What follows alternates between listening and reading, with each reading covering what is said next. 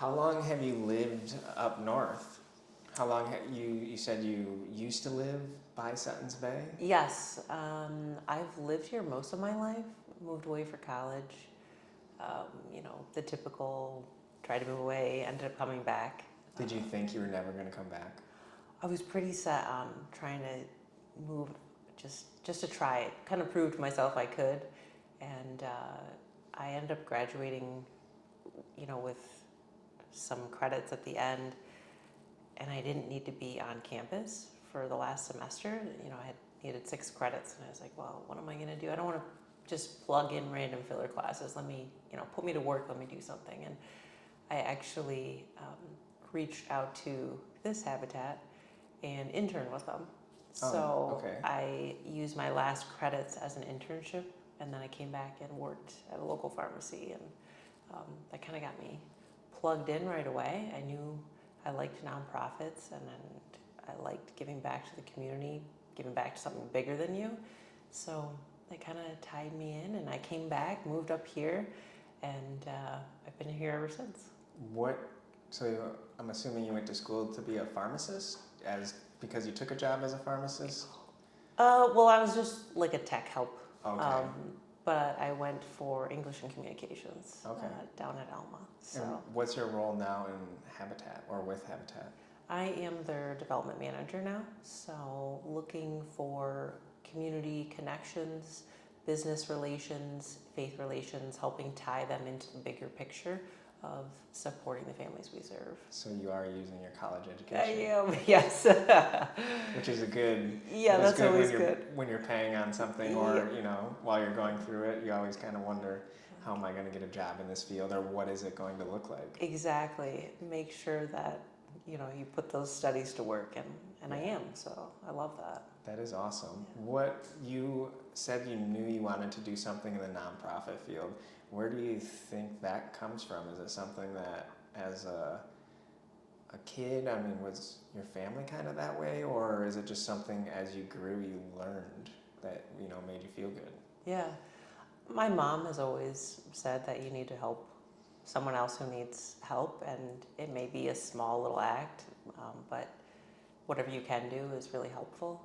And when I went away to college, they brought in these alternative break options. So instead of spending your whole vacation headed home and hanging out with your friends and family, you could go and volunteer for part of it. So I thought that was kind of a neat way to give back, and it allowed you to travel a little bit too. So I love that. And I jumped around to different habitats and different renovation, rehab projects, because it was something totally out of my norm.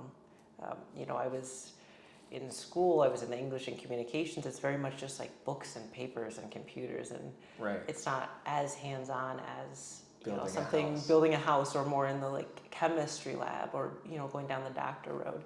So it was something totally out of the norm, and I was excited because I could just be hands-on and see the work that I did at the end of the day, because it's something you accomplish, and it's very visual when you work on that type of project.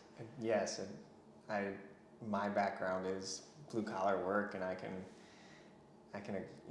that is something that makes me, drives me in jobs that I do. I really enjoy doing those things that at the end of the day you can turn around and see, I built this, or the trench, if you're digging a trench, you can see progress, like instant gratification. And that is a lot of fun, so I can really relate to that. But can you tell me one of the first stories of maybe volunteering at Habitat that really set the tone to I want to do this? Yeah, I was in New Jersey on a trip. I believe it was Point Pleasant, and a huge storm had come in and really did a significant amount of water damage to neighborhoods, the whole town basically.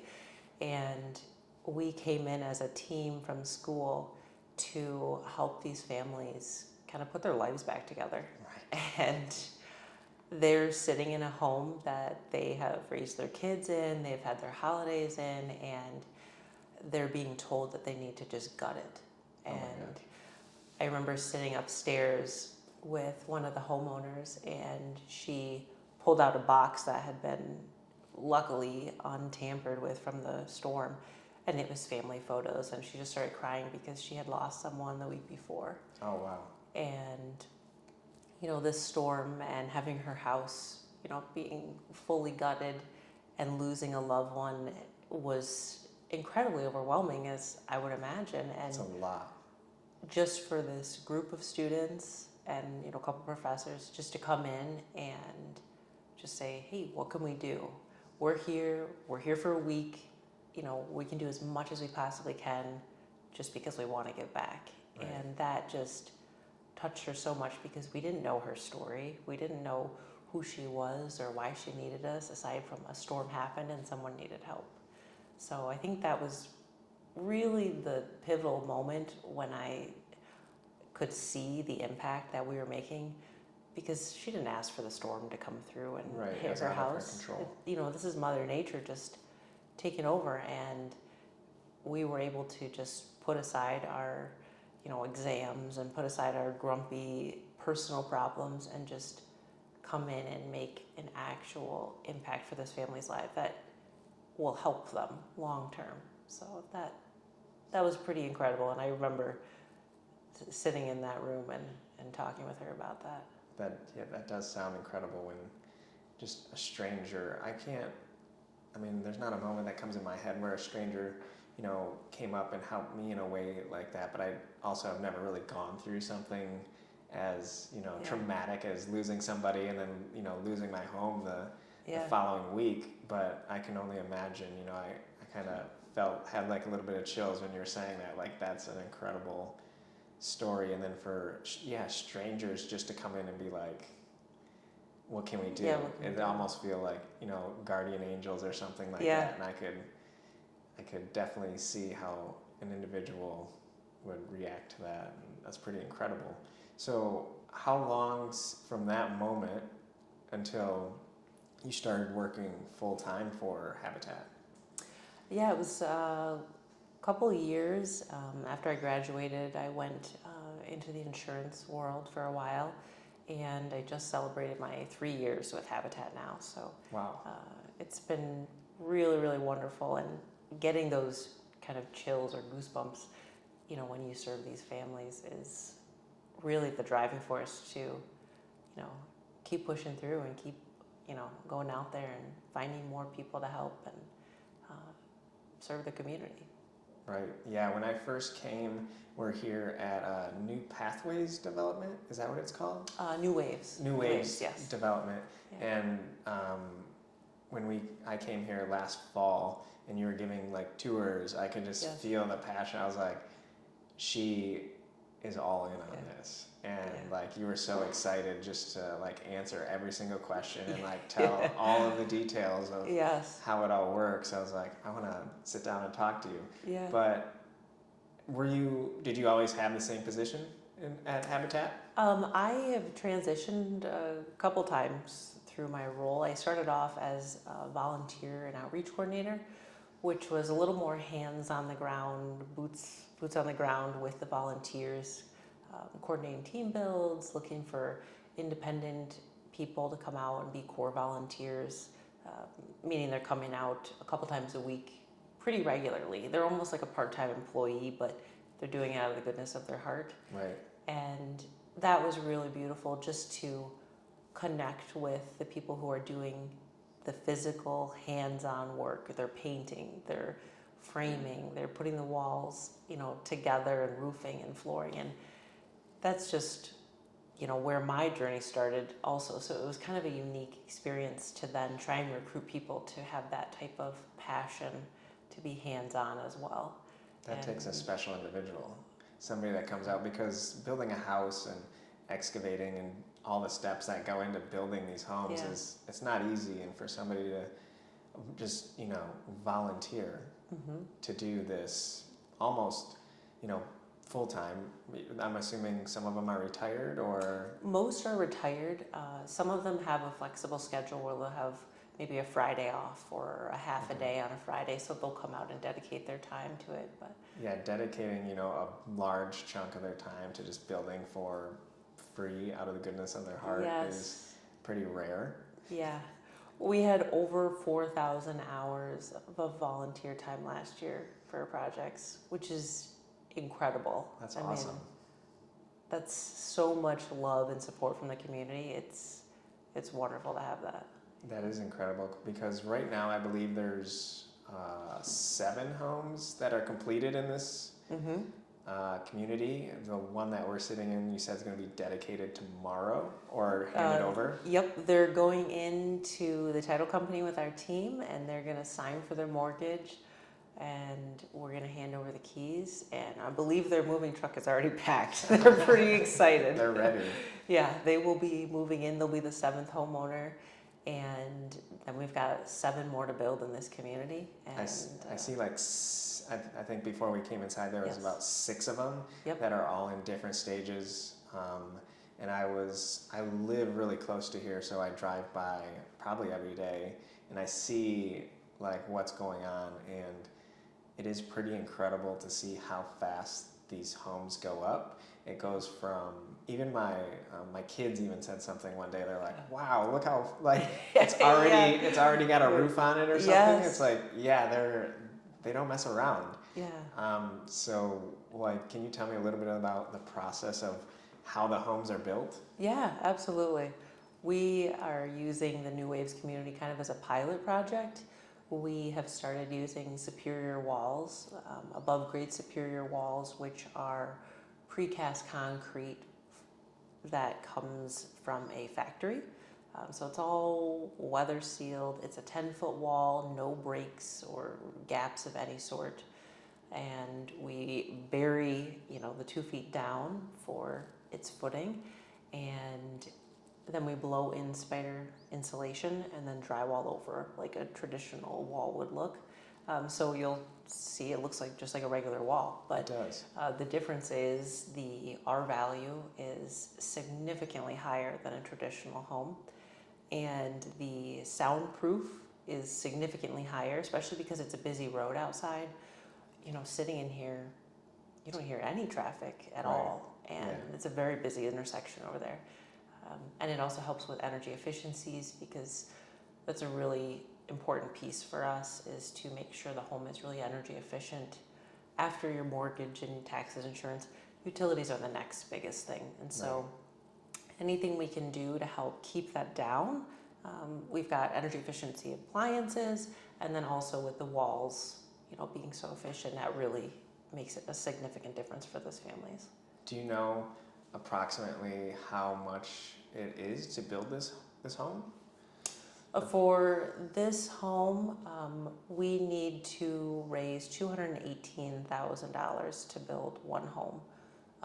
It's a little over 1,100 square feet, 3-bedroom, 1.5 bath with a single car garage, and they appraise at $320,000 when we're done, That's awesome. which is great.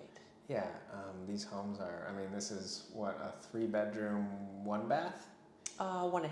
1.5 bath, and I mean the rooms are good size. And like you Yeah. said, talking about the R value or the efficiency of the home. I mean, you have concrete walls Yes. as your exterior. Yeah.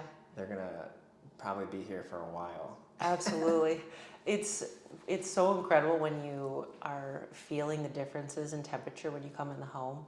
In the winter, we had 1 space heater in the house, and the entire house was warm. Right. And the drywaller was wearing t-shirts. I mean, it was crazy. And in the summer, the home with the concrete naturally stays cooler, so you don't have to run the AC As often. as often. And so that alone, just having a better balance in temperature, really helps a lot. That is Yeah. incredible. Now, going back to the family, what does that process look for them to, from the application to handing the keys to them? What does Yeah. that look like? There's a couple different steps in the process for them.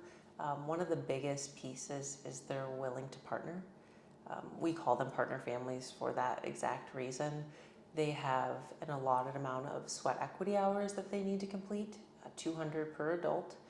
And part Per of adult. per adult in the Okay. house, yes, yeah.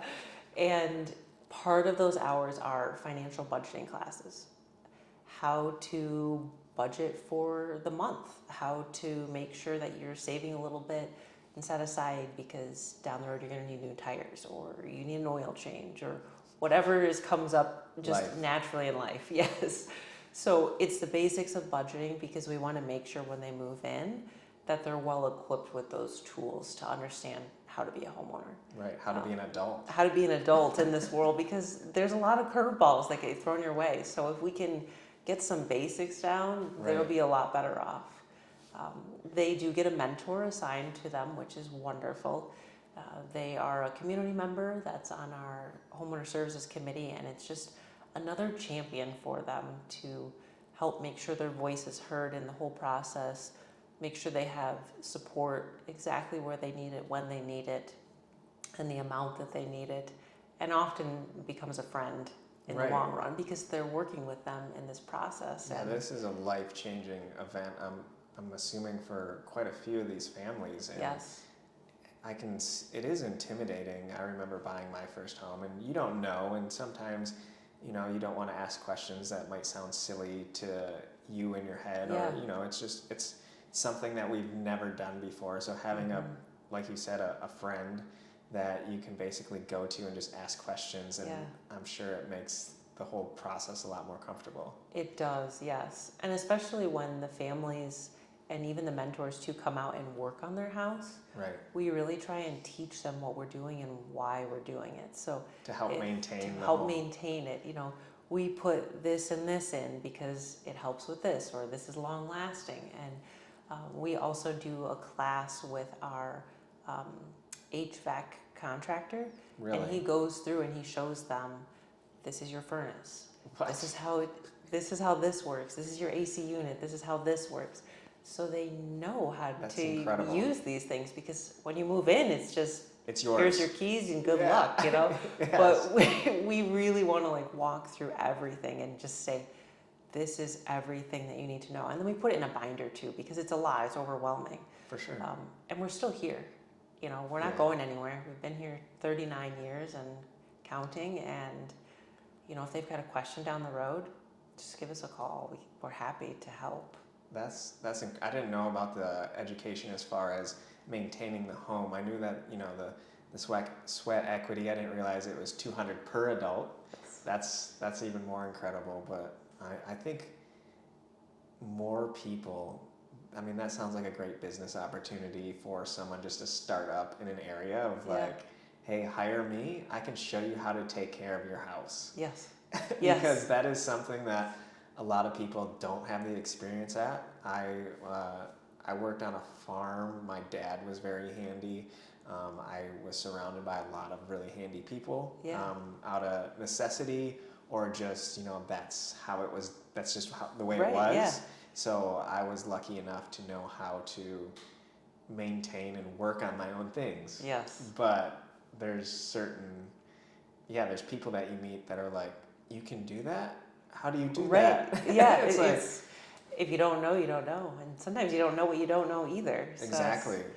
I it's- mean, YouTube has been a tremendous help for Yes. a lot of people. You know, just how do I fix this? You get on YouTube, but Yep. having like the HVAC company like show you.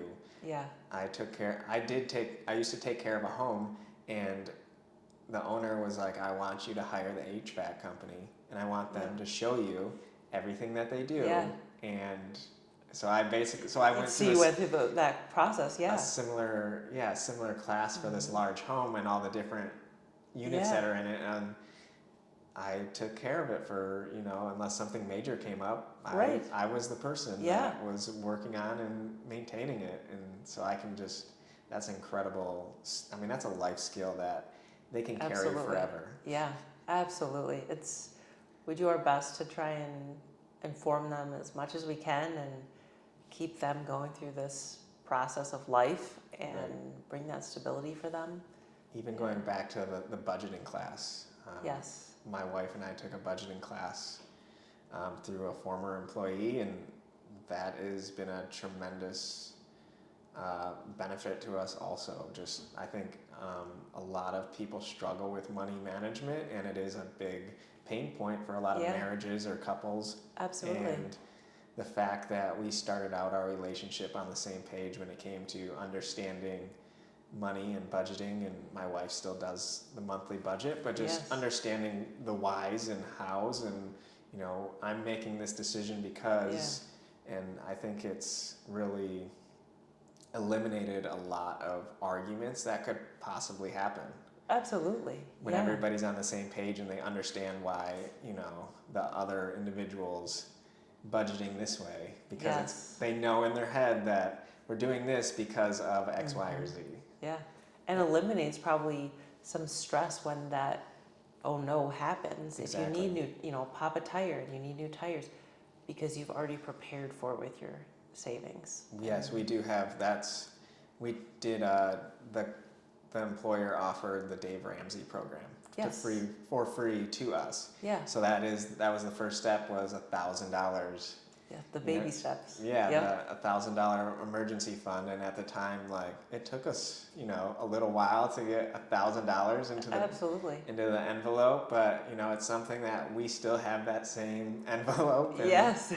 we're a lot more prepared now than we were, but we still have an emergency fund. And It's so important. And it is something that just helps take the burden off, knowing that there is that backer, that little rainy day fund. Yeah, safety net. Yeah, safety net, that if something does happen, you can dig into it. Luckily, we haven't had to yet. Yes, yeah. So we've been very fortunate, but yeah, that's the fact that you guys offer that on top of what you're already doing. That's pretty incredible. And so, can you talk more about the how does the actual financials or that buying process for a Habitat home work? Yeah. So the side for the homeowner is with a mortgage based on their income and their house size, meaning number of individuals in their family. So we have single applicants, we have couples, we have single moms with kids, kind of a wide range. So their mortgage is 30% of their income, which includes their taxes and insurance. So we want to cap it at that space so that they have room for the rest of life's expectations. As far as the buy-in from the community, is that what you're... Yeah. Okay, sorry. The buy-in from the community, we are asking the community to really understand that in this area, we have families that are working and living here that want to stay here. Right. And oftentimes you see families are moving further and further out of the area because the cost of living is so high and the home process is so excruciating to find something that is even within their means, but then they get bought out. Yeah, it's a very competitive It's market. a very competitive market. And looking at the statistics for the Grand Traverse region where we serve, there's only a handful of houses that are under $300,000. That are this size. That are this size. And and brand new. And brand new, right? So, some of those are even studio sizes Exactly. and old, A and trailer or something on a piece of property. That's not efficient. So there's all these additional barriers that set families back further and further and further. And so when we are going out and talking to the community and trying to advocate for these families and speak to find supporters, we are asking them to look around in their everyday life and say, am I connecting with someone who is in hospitality? Am I ever using someone who is in the healthcare system? Do I go to a grocery store? Right. Who's working the cash register? Who's restocking the shelves? Who's the receptionist answering the phone when I'm calling somebody? Those are our families. Exactly. And so if the answer is yes, that you use any of those, and it has to be yes, or you're never leaving your house, Right. those are people that need our help to stay here. And they really want to stay here. These families, you're not just applying and then just going on a whim and sitting back, but they are partnering and working with us. So we really want the community to see these faces and see these voices and know that these families have lived or worked here for a year and they want to stay here, but they can't unless they just get a little extra help. Right. And that's where the community steps in to help us make this a reality. Yeah, that's a really big topic of conversation here, specifically in Traverse City. I think it's a conversation, across the country, but here in Traverse City, it's a vacation destination. You have people from around the country or downstate or Chicago area that are wanting to move here because it is so beautiful. And they have the extra means to buy a vacation home. So they will make cash offers on these homes that it's just like for the average individual, it's out of reach. It's not doable. So, like you said, the service industry style of individual is getting priced out. And they are moving farther and farther away from, Traverse City. And that, that does affect their lifestyle because now they're commuting longer. Absolutely. They maybe don't have access to the same things that they would if they were closer to town. And I was speaking to one of our cleaning techs yesterday, and she was saying that she and her family are looking for a piece of property within an hour of Traverse City because that's the price point, that is affordable for them. And I was just like, within an hour that's a long ways. That's a lot of time in the car. Commuting. Every single day. Every single day. If they went to the max amount, and that's 2 hours out of your day just driving every day. So if you're working, 8 hours, that's 10 hours away from home. And what else are you, and that doesn't leave much time. That's your whole life right there. It doesn't leave much time to spend with family or partners or just doing hobbies and things that you really want to do. Yeah. So having this community and these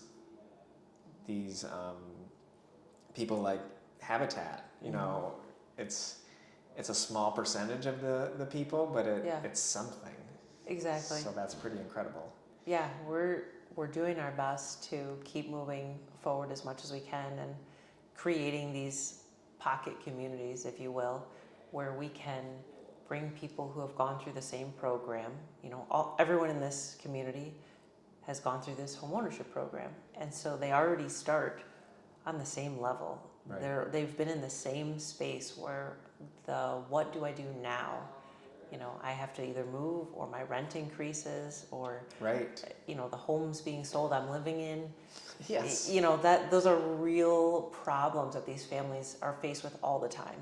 And now that they can have an attainable mortgage and an attainable house that's high quality, energy efficient, brand new, in a really good location, that's life changing for them and for their kids. They can almost just take a deep breath and breathe. Yes. And say, it's going to be okay. Because sometimes that's all you need. Yeah, absolutely. What type of individual qualifies, or would you guys be willing to sit down and talk to about a Habitat home? Yeah, so we encourage everyone to apply for it. We do have kind of a could I qualify quiz on our website to just get some basic information. Some really important things are willingness to partner. You need to have some sort of income coming into the house because there is a mortgage that comes with this home, right? It is accustomed to your income, but you do have to hit a certain level to be able to afford a mortgage. It's not a free house. To pay for some taxes, and it's not a free house. So we call it a hand up, not a handout, because we want to empower them and lift them up to the next step in life. And, reasonable credit score and, not an excessive amount of debt. And those are all things that when you go through step one, we kind of look at, and we do our best not to say no. It may be not right now. This isn't the best next step for you. maybe if you have a significant amount of debt, it's okay, why don't you take the financial education classes, work on this for a little bit, let's get that debt lower so you're not burdened with the current debt and a mortgage. Right. Let's get that debt taken care of, and then let's get you through the homeowner process. So we really want to make sure that they're moving through, and it's going to be a good path for them. All right, that's awesome. What does the future right now for Habitat look like? What's coming up? After this New Waves project is complete for the 14 homes, we will move to Kalkaska, and we are looking at doing 8 townhomes, just a couple blocks off the main strip of downtown Kalkaska, which is great. It's a very convenient location. We'll have a little bit of common space. We like to keep some common space in there for the families to enjoy. So that will be our next project. After that, we are partnered with Beta up on Hammond and Lafreniere Okay. to do 15 single-family homes. So that will be Another big a development. really big development and a This- beautiful spot there. Yeah, that's another great location. That's very close to town. You said this will be, the New Waves is going to be 14 total? 14 total, Okay, that's awesome. And yeah. there's, my math is, what, 6 and 6 right now that are kind Yes. of Yeah, we got skeletons like at least? 12-ish structures, so to say, and then 2 more will be added on the other side. So when are you guys, what's the goal for starting the Kalkaska build? We hope to do some breaking ground infrastructure work in 2026. Okay, I'm not quite sure on the timeline yet. It's pending how New Waves finishes up. But we do have some infrastructure work to take care of before we start actually building the walls. the excavating. Yeah, Yeah, construction has its own schedule. it sure does. Yes. Yes. What about the Beta development? Is there any idea of when that might start? We're thinking Kalkaska might be a 2-year project, Okay. so we'll do Beta right after that. So 2-3-ish years out, and we'll do Beta. But it's really critical that we line up the projects so far out because land is so expensive right now, Yes. and finding ideal opportunities in the community. You know, we're always looking for land donations or land partnerships so that we can plan further out because, you know, we need to start infrastructure on Kalkaska in a year, so we'll be still working here. We need to get that rolling before we can actually officially move over there. Yeah, what was the story with this piece of property? Was this donated or was it partnered? Yeah, so New Waves United Church of Christ, their conference owned the whole 20-acre parcel. And they originally partnered with us to do half of the 14 homes for home ownership and then half for rentals. A very low income, looking at maybe more subsidized rentals in that space. And we're going to intertwine them so it wasn't a rentals on one side, home ownership on the other. So Gotcha. they would look the same and they could all interact and create that beautiful relationship and conversation. As time went on, the church approached us and asked if we wanted to actually purchase the remaining lots on the side to create additional home ownership opportunities. So the church donated the land for the first 7 homes, and they actually did a significant gift and did the infrastructure of this property. So Oh, wow. they did the excavating and put in the full road and everything, which is a significant gift from them. I mean, Asphalt is very expensive. yes. It's surprising how expensive roads are. Yes. It's a lot of work, but create the roads and to create the, water runoff areas. Yes. I mean, we are incredibly grateful for that partnership and donation piece from them. It's really beautiful. that's awesome. Is there something you'd like to say to just Northern Michigan as far as Yeah. like how they could help, or when it comes to Habitat, maybe some misunderstandings? Yeah. I'd love to just tell the community that we are here. You know, we serve Leelanau, Grand Traverse, and Kalkaska, and we are serving the working class of the community to make homeownership an option for them. And it's really a beautiful thing to get to know these families who are really deserving of a little bit of help to get them to the next step. And the work we're doing is only possible because people are generous with their time, their finances, their material donations. And if we want to be successful and continue on with this project and continue on with the ones we have, coming up in the years, we will have to receive support from the community. And it is my hope that they embrace Habitat and they really see the beautiful work that we're doing. And, we are always open to providing tours and having them meet the families and just take a deep dive, because it's better to ask questions to understand it more than to stay on the outskirts and just assume the things that we're doing. And so Yeah. I would just say reach out, because there is some way you can help, whether it be, just something so small, but everybody can lend a hand. Yeah, that's exactly what I did when I got the email, and it was like, we're Yes. doing tours. So it's, Yeah, growing up in the area around Habitat, I've seen the name, but I just, had an assumption in my head. So I came Yeah. and talked to you, and I'm so glad you did.